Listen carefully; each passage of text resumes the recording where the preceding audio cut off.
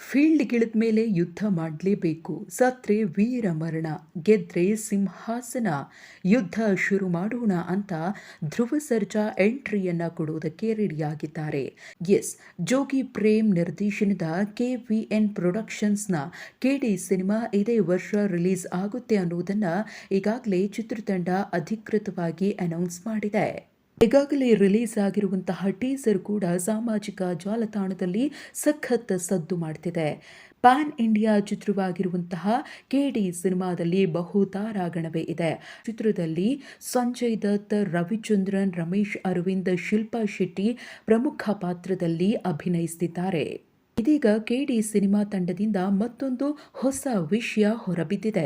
ಅದೇನಪ್ಪಾ ಅಂದ್ರೆ Vijay Sethupathi KD cinema ತಂಡವನ್ನ ಸೇರಿಕೊಳ್ಳಲಿದ್ದಾರೆ ಅಂತ ಹೇಳಲಾಗ್ತಿದೆ. ಸಿಕ್ಕಿರುವ ಮಾಹಿತಿಯ ಪ್ರಕಾರ KD ಭಾಗ 1ರಲ್ಲಿ ಕ್ಲೈಮ್ಯಾಕ್ಸ್ ಸೀನ್ನಲ್ಲಿ ವಿಜಯ್ ಸೇತುಪತಿ ಪ್ರಮುಖ ಪಾತ್ರವನ್ನ ನಿರ್ವಹಿಸಲಿದ್ದಾರಂತೆ.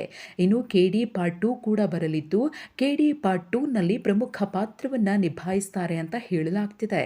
ಹೀಗಾಗಿ ವಿಜಯ್ ಸೇತುಪತಿ ನೆಗೆಟಿವ್ ಶೇಡ್ನಲ್ಲಿ ಕಾಣಿಸ್ಕೊಳ್ತಾರಾ ಅಥವಾ ಪಾಸಿಟಿವ್ ಶೇಡ್ನಲ್ಲಿ ಕಾಣಿಸಿಕೊಳ್ತಾರಾ ಅಂತ ಅಭಿಮಾನಿಗಳು ಚರ್ಚೆಯನ್ನ ಮಾಡ್ತಿದ್ದಾರೆ.